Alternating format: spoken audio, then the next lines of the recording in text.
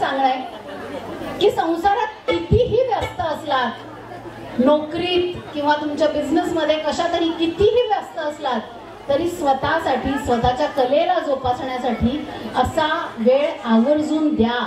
कारण इथं परफॉर्म करताना तुमच्या चेहऱ्यावर जो आनंद दिसतोय तो आनंद खरोखर बहुमूल्य आहे, त्याची किंमतच होऊ शकत नाही.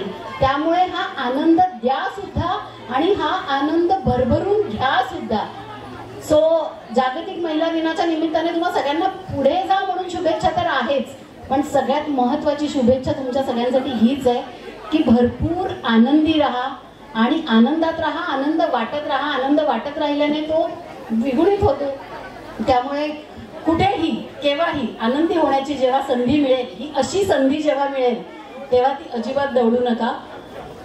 या इतक्या सुंदर सोहळ्याला मला बोलवण्यासाठी आमचे दिग्दर्शक आणि निर्माते किरण कुडाळकरजी यांचे मी मनापासून आभार मानते. व तसेच या सगळ्या सोहळ्याचे जे करता धरताय, ज्यांच्यामुळे आज आपण इथे सगळे एकत्र आहोत, ते श्री आपल्या महाराष्ट्र बाजारपेठेचे संस्थापक आणि अध्यक्ष श्री कौतिकजी दांडगे व तसेच त्यांच्या सहचारिणी, त्यांच्या सौभाग्यवती अनुजाताई दांडगे, या सगळ्यांचे मी मनापासून खूप खूप आभार मानते आणि त्यांना खूप खूप शुभेच्छा देते.